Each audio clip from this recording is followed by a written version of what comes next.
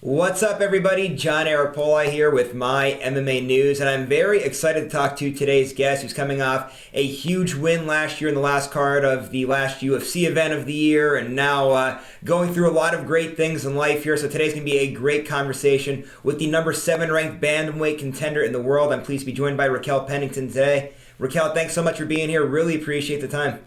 Yeah, thanks for having me. Hey, no problem at all. And let's start with this recent win. So on the last fight card of 2021, you picked up a win over Macy Sasson, a submission victory for you and a great performance. Just talk about that a little bit, just how good it was to end 2021 on a great note here and start building momentum towards 2022. The year couldn't have ended in a better way. I finally felt like myself again, just each and every fight. I've been on a 3-fight win streak, or I'm on a 3-fight win streak now. But, ever since I fought Miesha Tate in 2016 and then had to take some time off and have major surgeries and do everything, like it just has not been the same. And I've developed medical issues and I feel like life is just, I'm getting tested to the fullest, and so then finally, when COVID hit, it was just like strange times for the entire world. But, I was like, I took a fight on a last minute notice and I felt really good. And it was like, oh, okay, like I want to be back in there. I want to be doing my thing. And then the whole medical suspension USADA thing came up and it was just like, okay, here's another setback. Like, how are we going to go through this one? And now, during that time, I've had nothing but time to work on everything and get back out there. And I switched up a lot of things. I switched up coaches and some of my coaches and just the way of training and my mental state and just tons of different things. So I was learning to I feel like I was like rebuilding myself and like learning a better version of myself and just really growing and maturing as a person and as an athlete. And so then when I fought Pani back in September, it was just kind of one of those things where it was like, I rated myself, I think like a 5 in that fight. But at the end of the day, I was like super proud. Was it the performance that I absolutely wanted? No. There's so much more talent back there and things that I can do. But everything leading up to that fight and all the things I overcame and building the trust and doing things and new relationships and a different mentality and different things, like I couldn't have felt more accomplished. And, I came out injury free. So I was like, let's get going again. Like, I love challenges. Us as athletes, we have a short window and it's just kind of one of those things where it's like, we got to be really active. I have goals here. I want to get back to a world title shot and that's not going to happen by sitting around. So, I went out there and another really cool thing that happened during that time. Obviously I was originally supposed to fight Julia and then she had a pull and that was frustrating and threw a little bit of adversity in there. But then, I'm grateful for Macy stepping up to the plate. I got to experience fighting at 145 and just being a total powerhouse. So that was really nice. And then, just getting back out there, I think it's been like 6 years since I had a submission finish and everybody always categorizes me as this brawler. So it was fun to kind of just remind everybody that I'm a well-rounded fighter. So a couple things going on with that answer there. I want to start with this one here. You were mentioning about different things going on in your life with injuries and changes and things like that. I always say, I think I've learned over the last few years or so, really with the COVID pandemic, is that life is a beautiful mystery, you could say, and that everything kind of happens for a reason. I know for me personally, it's funny the pandemic ended up being one of the best things to happen for me because I got laid off from a full-time job, which you would think was bad, but I was actually able to kind of regroup and refocus and revisit life. And this has actually been a big passion of mine doing these interviews like this. And I was able to really dedicate time and now start making some moves with it and really found a happy place in my life. And I was just wondering if you could kind of relate to that. I know you did a little bit in that last answer, but just how sometimes changes could be a good thing and that these mysterious things sometimes when, you think things are going bad, but bad times sometimes make strong people and that, there's always a light at the end of the tunnel. Yeah, I think the bad times and the struggles like that, COVID was a hard time for the world in general. And, some people had it a lot worse than others. And, it was a really negative impact on them. And for others, it was a really good impact. And, I'm kind of like you. For me, it was one of those things to where it was a really good impact. Like it forced me to actually slow down. It just kind of forced me to really we couldn't be in the gym. We couldn't do all this stuff. So, I didn't realize as an athlete, sometimes like I was pushing myself too far and past so many limits, when in reality, like now I had nothing but time to rest. I had time to like recenter myself and like get back to like all the things I actually enjoy doing, and just being able to like have fun with it and not feel stressed out that I'm missing the gym and all this other stuff.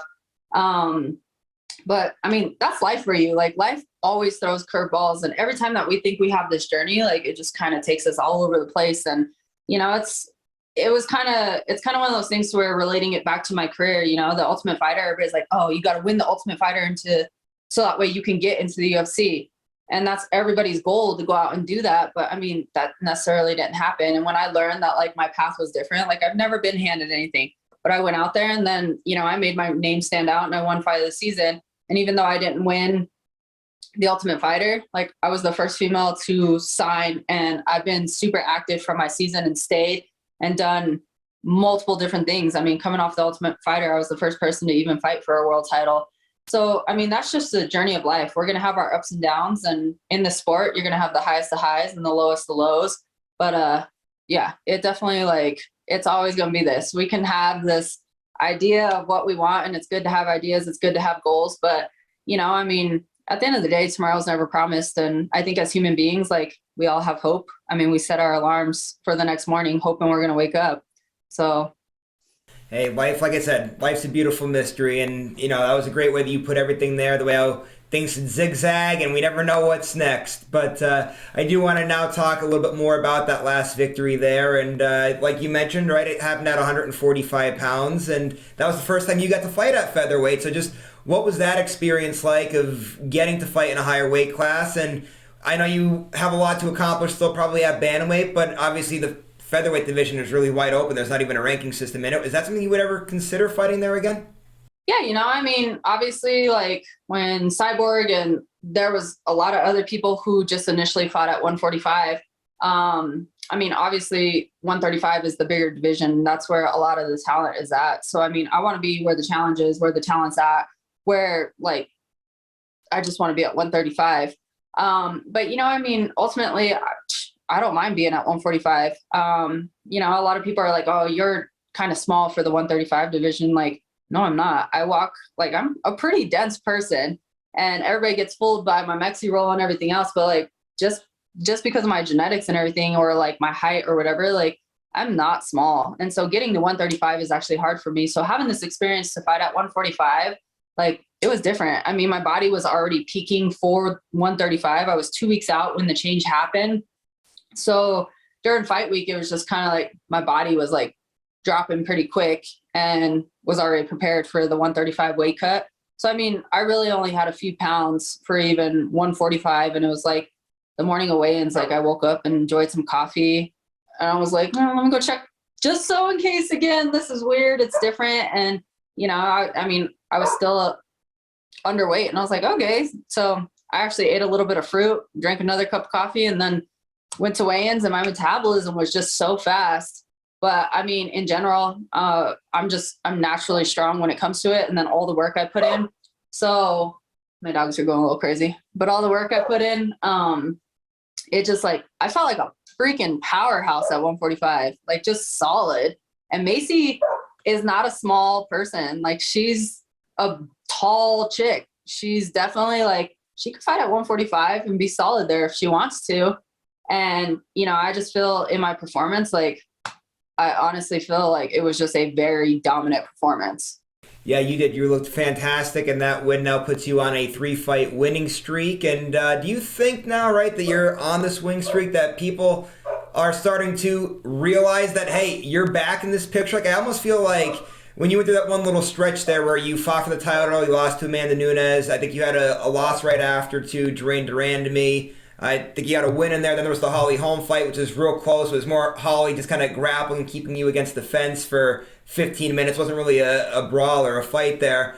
And when you're in that stretch there, when you have a couple losses like that, people kind of tend to write people off and forget all about them. Now here it is all of a sudden. You're on a 3-fight winning streak. And now we look at your resume. There's wins over Miesha Tate, a win over Irene Aldana. Like all of a sudden it's like, don't forget about Raquel Pennington. She's number 7 in the world, and you know, you're right in the mix of these things here. You know, I've always been in the mix of things. It's amazing how like everything kind of just works, where some people's name gets hyped up a lot more than other people's and whatnot. And like I said, I mean, I've never had anything handed to me. I've worked for every opportunity that I've ever had. And when you do look at my resume, I've fought in all the best of the best. Like I have fought in literally all these girls. I haven't fought in Julianna because I can't get the girl to fight me since the Ultimate Fighter. I really wish that like, you know, I won my semifinals fight. So that way we did match up in the finale, but I feel like that opportunity will come whether she's still the champion or whether she's not. Like that is something that I do want. But you know, through the ups and downs, and that's the thing with this sport and sports in general. I mean, when you have a team that's winning or when you have a person who's winning and who's doing things, everybody jumps on the bandwagon. When they're losing, everybody jumps right off. And like that's just that's how it works. But you know, I mean, I have my true fans out there and whatnot. And I feel like in this time frame, like as an athlete, like I did lose a lot of respect for the things that I did, and I wasn't getting exactly what I deserved for what I've built my career to be already. But it doesn't matter. Like the rankings don't matter. You know, before the whole suspension thing with USADA, I was ranked number 4, and I worked my way to that position. But I was number 4 in the world, and then I got taken out, and they're like, "Oh, well, when you come back, you'll be put back." I got put back in as 10, and I think now I'm 7. But it is what it is. Like, I'm still going to sit here and fight. I still have the goals. Like, I don't really care. And it's kind of the same thing when it comes to fighting and matchups. Everybody's like, oh, like, obviously we all want to climb. We want that world title shot. We have that ultimate goal. But I also, as a person, I love challenges. Every single person brings a challenge to the table. And right now, my last couple fights, like, everybody's been ranked behind me. I don't mind that.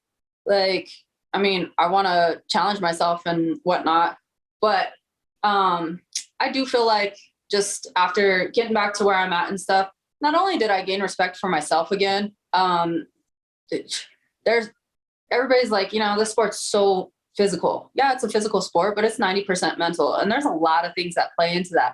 And as human beings, we all have our highs and our lows. And, you know, I was getting to a point that I was getting so discouraged from them ups and downs that it was just kind of like, I don't know, man. I thought about hanging up my gloves at one point because it was just, I was so frustrated. I was so beaten down. And now that like I found that confidence in myself, I learned how to trust myself again and trust in my abilities and why, like I relit my passion and my flame and remembered why I even got into this. And first and foremost, I built the respect for myself.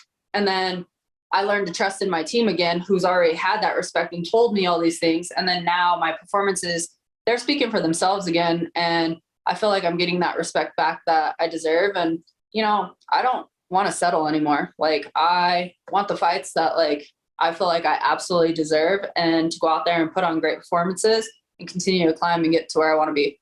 So now what's the perfect 2022 look like for you? Obviously you have a lot going on there mentally, you said, right? Probably the 90% of the sport seems to be going very well for you right now at the moment. So what's things look like for you realistically here in 2022, not only, you know, physically and who you fight, but mentally as well? You know, physically, I mean, I'm always going to have the goals to continuously work on my body. 2017 was my surgeries, and, you know, I still have a little bit of the aftermath with trying to even get my shoulder back into a good place and whatnot. And then I have like just injuries from being an athlete since I was 5 years old. So I just, as far as that, like just getting myself as healthy as possible. And then obviously like just working on getting my physique to exactly where I want it and just absolutely like feel like I'm functioning as an athlete and whatnot. It's not so much about like looks for me, or looks always a great thing. Sure.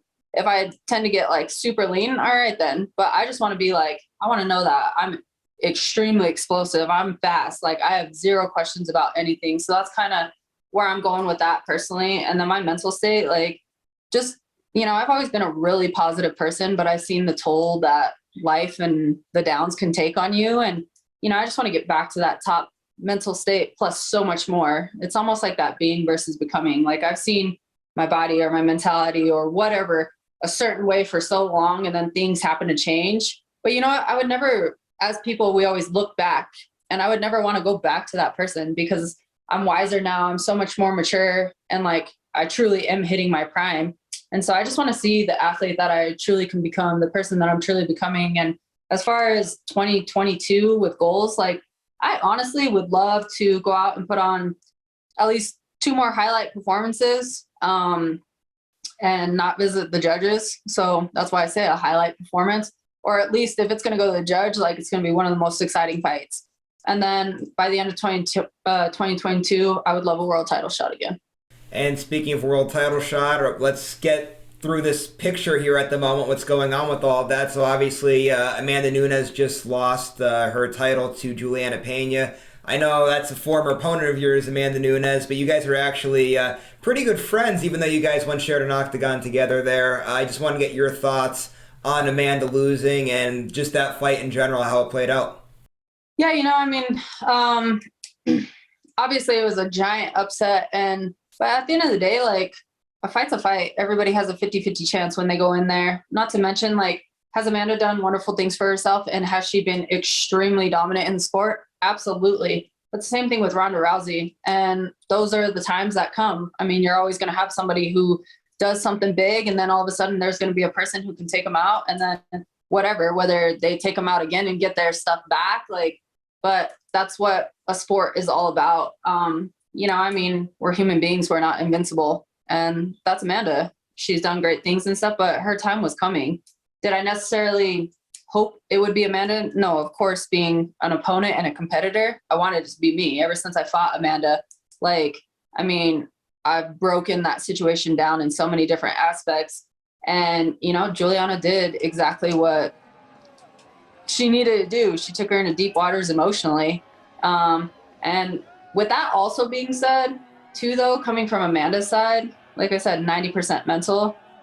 Obviously, there's a lot of things that are changing in Amanda's life, and she's been extremely quiet, and she's been really focused on her family life and whatnot. And, gym, she obviously just made a drastic change with her gym and whatnot. And so it's like, there's things that also play a significant part when it comes to it. And you could just tell, as much as I didn't want Julianna to win, just watching Amanda's interviews, watching just everything, like, I've always done really well at reading people, and it just felt different. So as much as I was like, no, Amanda's going to win this fight and everything else, and my coach was like, all right, I'll bet you I will take Julianna since you won Amanda. Like, I knew in my heart that Julianna would probably win, but I bet 1,000 push-ups just because I wanted the faith and I wanted Amanda to still pull it off. And so needless to say, I'm 1,000 push-ups deep. Well, one of the things that was crazy with that fight too was, and I think this wasn't something that was really talked about that much, and I'm not even sure if this was a fact, it's just me analyzing it from my point of view here, but that was the first time in like 2 years that Amanda had made the weight cut down to 135 pounds. I'm not sure if that played a factor. I know she talked about how in that second round that she had an adrenaline dump, so I wonder if, like, just not being used to cutting the weight like that may have played a factor in it or not. So I'm curious, now that we experienced everything that we experienced in that first fight, from everything mentally that happened with that fight, now obviously some of the changes with the gym and whatnot, whenever this rematch does happen, 'cause it seems like that's the way it's headed, that a rematch will indeed happen, just how that's going to go down. And do you have anything to share as to how you think the rematch would go down? Just to address the whole cut to 135, Amanda looked great. I honestly don't believe that it was the weight cut to 135. I think an adrenaline dump, like, I don't know how many people have ever experienced that in life, but like, it's pretty intense. It's and especially being in the midst of the fight, like, it's pretty scary, honestly. I remember I actually had that experience, and that's been a big fear. After experiencing that, I was like, going into all these other fights, I'm like, hold on, is my cardio great? And really, it doesn't matter, because in that fight, I was in the best shape ever, like, seriously, the best shape ever. But when all that emotion, when everything comes into play, I mean, you're sitting here and you have all this hype.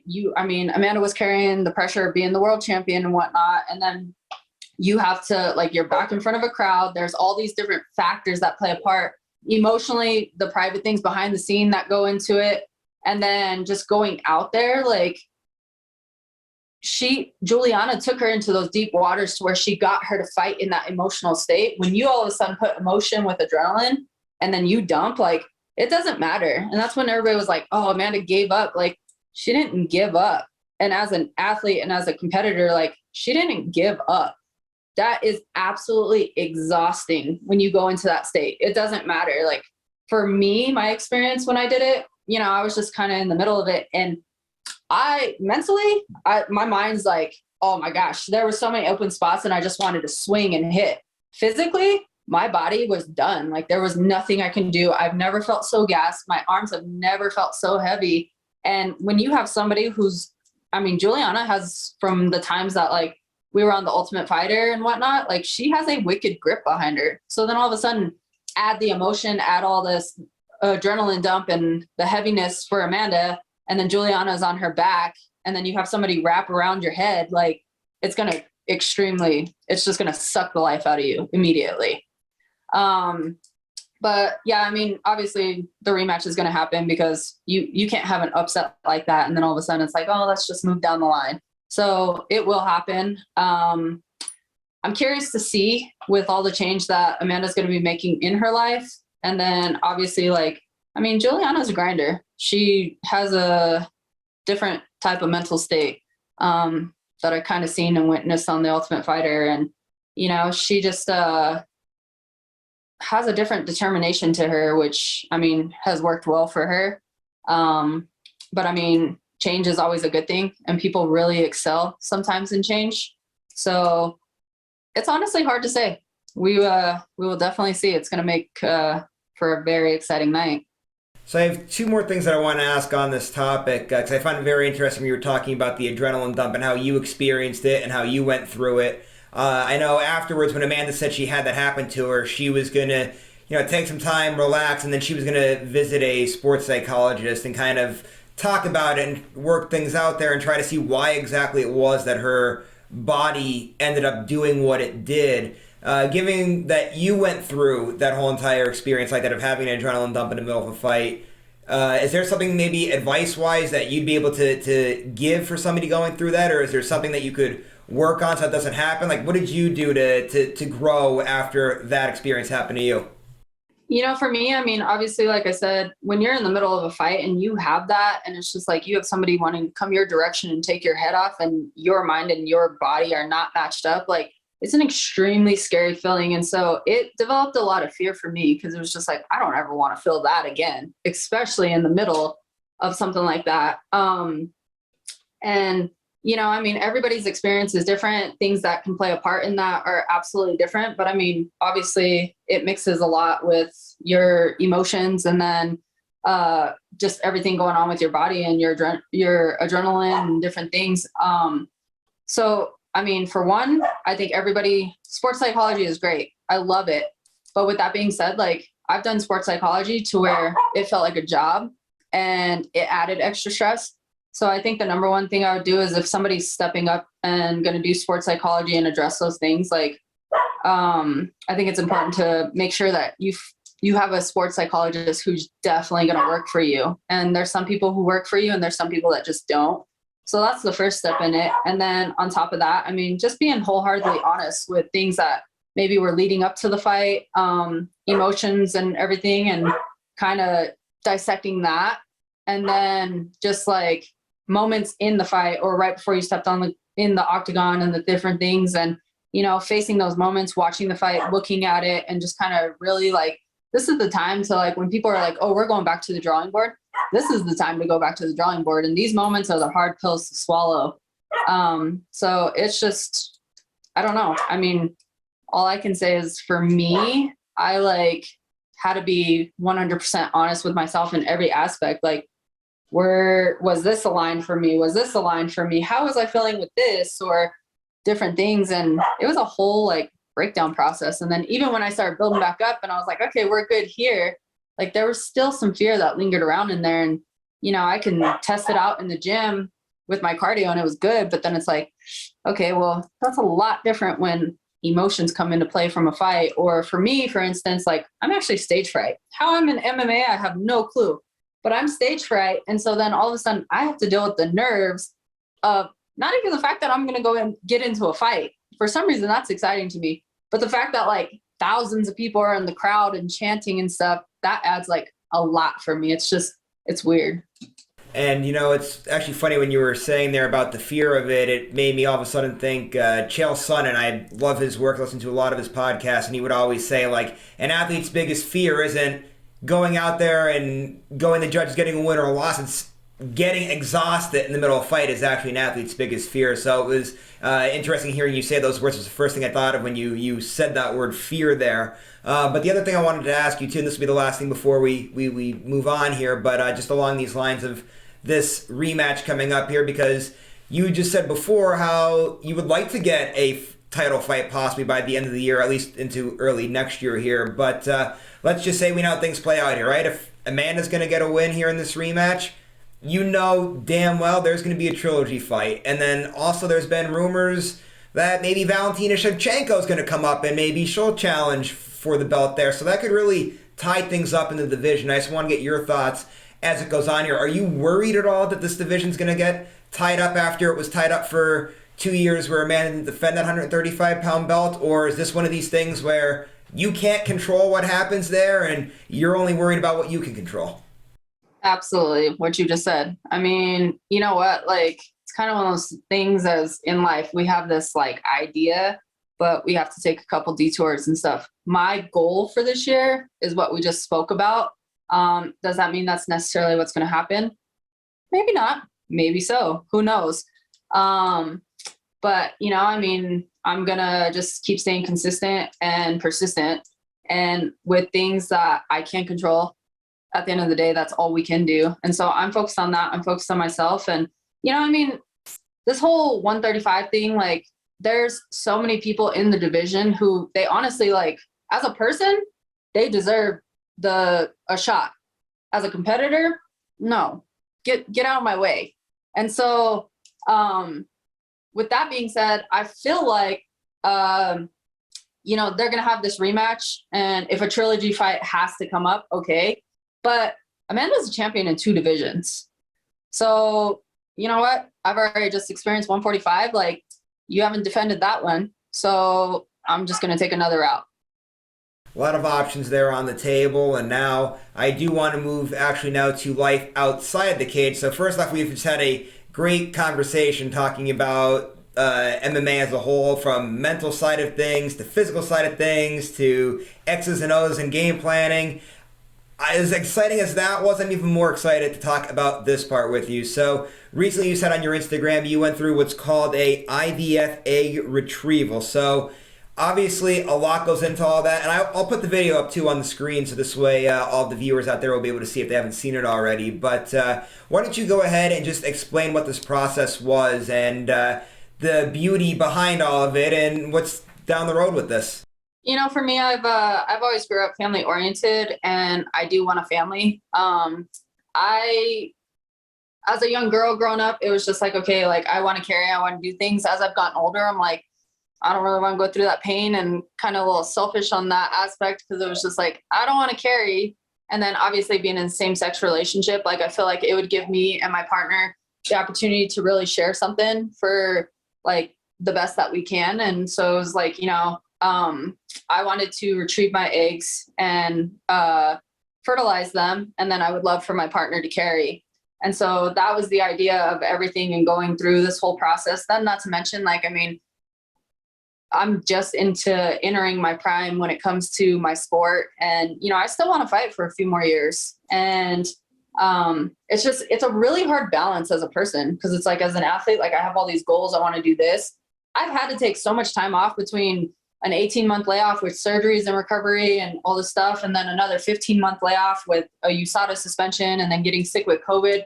That's just like, I don't want to take any more time off. And then as a person, like, I really want to start a family. Like, I'm already 33 years old. I wanted kids a long time ago. So it's trying to find that happy balance and whatnot and do things. And, you know, I mean, obviously I had to go through the process. It's a 7-week process, and I started the hormones, and it just like, it brought out the girliest side in me. And it was a really, really unique experience. And, you know, people make their comments and they're just like, oh, they judge things off of, oh, it's because she's in a same-sex relationship and you're playing with God and everything else, and or you're trying to play God and all this other stuff. But in reality, like, heterosexual couples struggle. People struggle with infertility. People can't carry babies. Like, there's so much more that goes behind this that people are really naive to. And a lot of athletes like do go through this process, because as women, like, the older we get, the more dangerous pregnancy does get. And not to mention, like, our eggs don't stay young and healthy forever. So it's just like a lot of people will take this step and they fertilize or they will retrieve their eggs and freeze them for when they're ready for those steps in life. But then they have their younger eggs, and there's absolutely nothing wrong with that. But yeah, I mean, I went through the 7-week process, and it was interesting having to like gain all the weight and do all the things, experience hormones that I didn't even know were a thing. And like I said, it brought out the girliest side of me, and it just triggered a completely different place in my heart. And yeah, it's exciting.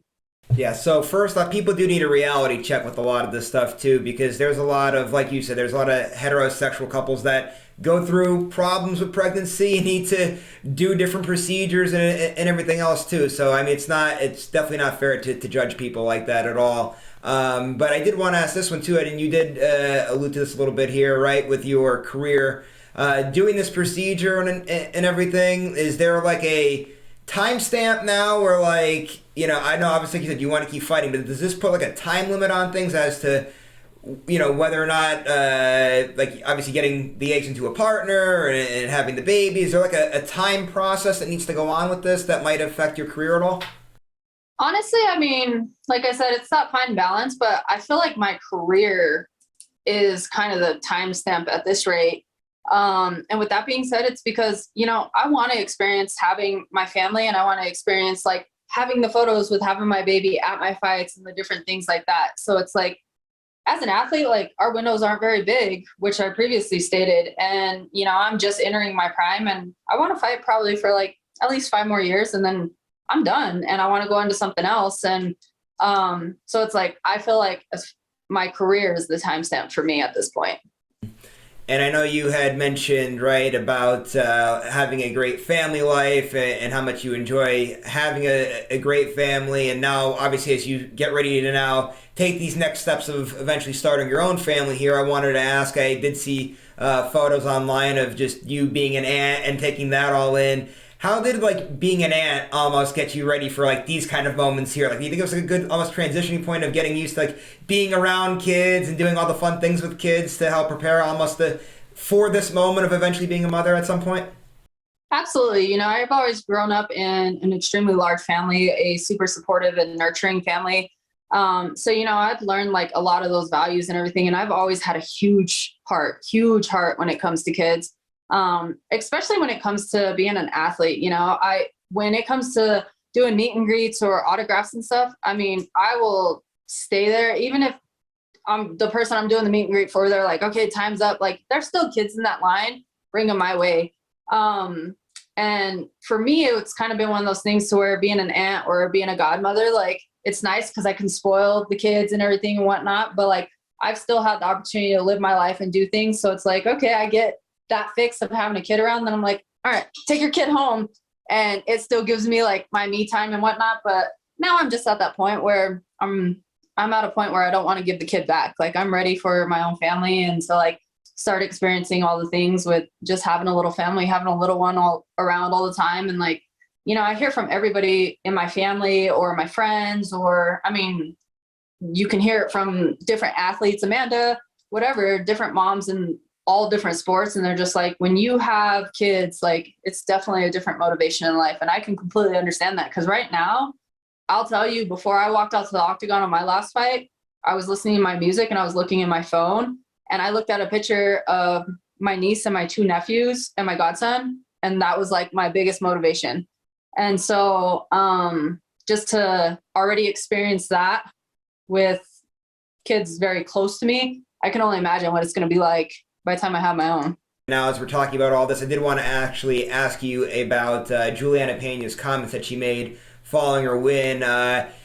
When she said, right, so for the people that may not realize what she said, she made something, and I'm paraphrasing here, but she said something along the lines of, technically, she should be the first mom champ because she actually carried and gave birth to her daughter, whereas Amanda did not. So when she said it, I was like, I see where she's coming from. That's a fair point. But I was like, that's going to start a lot of shit. And that's exactly what happened. I mean, there was a huge, big thing that getting made out of those comments. I just wanted somebody from from your stance, just what your thoughts were about those comments. I'm sure you saw them, and just what your stance is on that matter. You know, first and foremost, like, are you still there? Oh yeah. Okay. First and foremost, like, is it one of those things to where, fact, is she the first to birth a child? And if she breastfed and did all the things and her body had to recover and bounce back? Absolutely. Sure. But with that being said, like, there are women in this world, heterosexual women, who they cannot have that experience. They can't have babies. They can go out and adopt, they can have a surrogate or whatever, and they end up with kids. And at the end of the day, like, a mom is a mom. And so that's where, like, the big standpoint came from. Everybody's going to justify everything. And even when I talk about this in interviews, like, I catch heat from it too. But I feel like that's just being like this, why the world is the way it is, because everybody can have really small mind frames sometimes. So it's looking at it from the bigger perspective. And, you know, it's frustrating that she even made that comment. Like, these girls who try to find their own, like,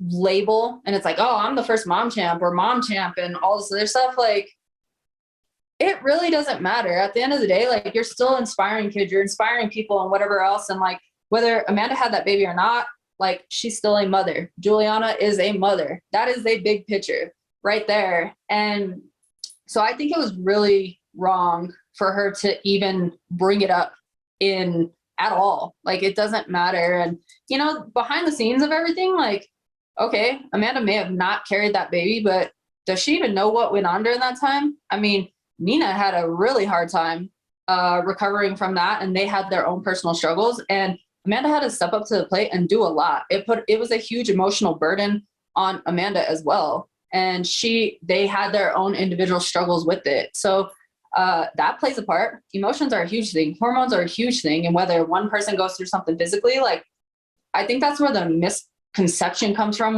when it comes to people being, like, really uneducated on hormones.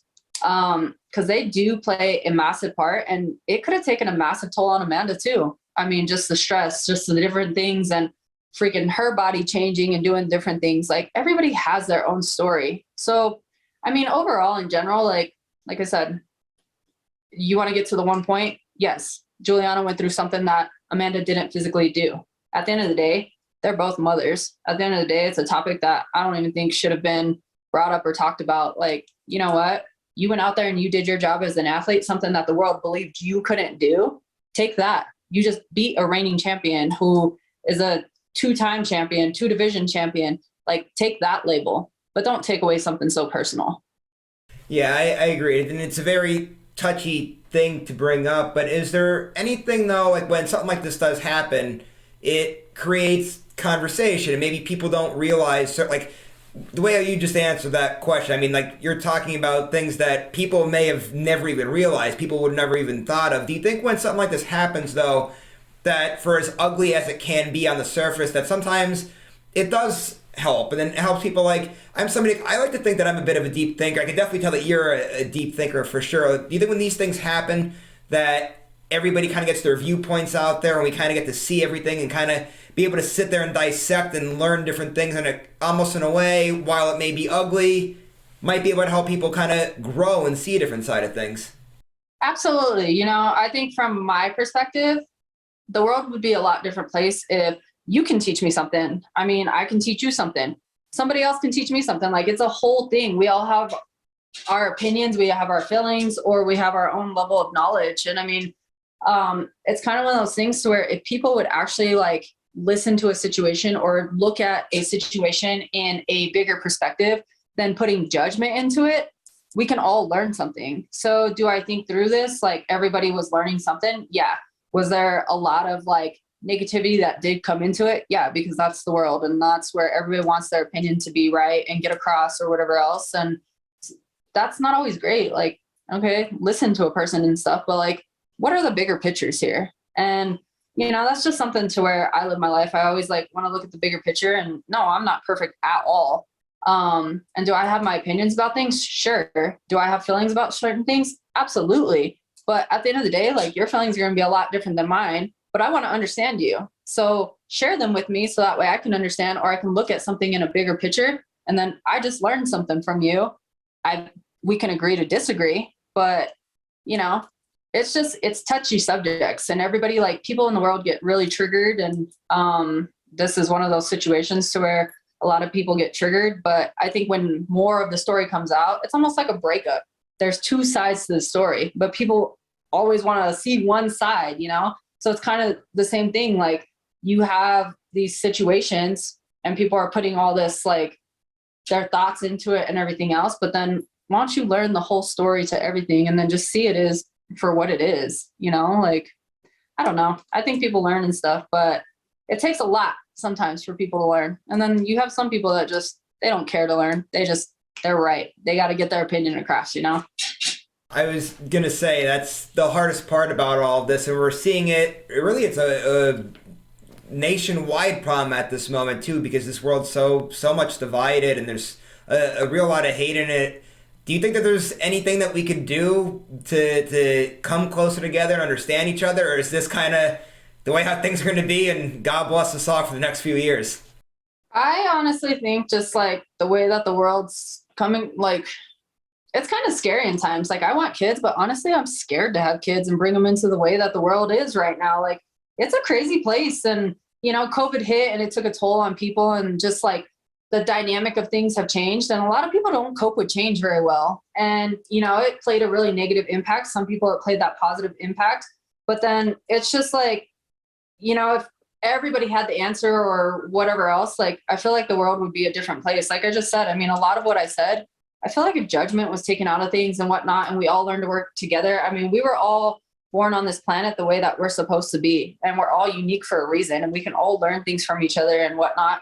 If we would learn to just listen to each other and accept each other for who we are, instead of passing so much judgment and hate and all the negative emotions that people spend so much time on, I think the world would definitely be a different place. But that's not what it is. And in today's society, I mean, social media plays a huge part. And, you know, I think like as beneficial as it is in its own ways, it's also very extremely toxic. It's toxic on people's mental state. I mean, you have people comparing themselves to people left and right and their lifestyles and this, that, or another.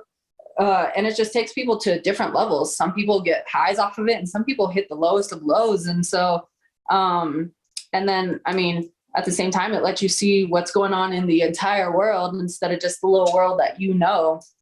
And I mean, it's a big place out there and you have a lot of people with a lot of different things. And so it's just, it's scary, but you know, it kind of goes back to one of those things where we all have one life to live, and like, I can't control the rest of the world. I can control what I'm doing in my world and the impact I'm leaving.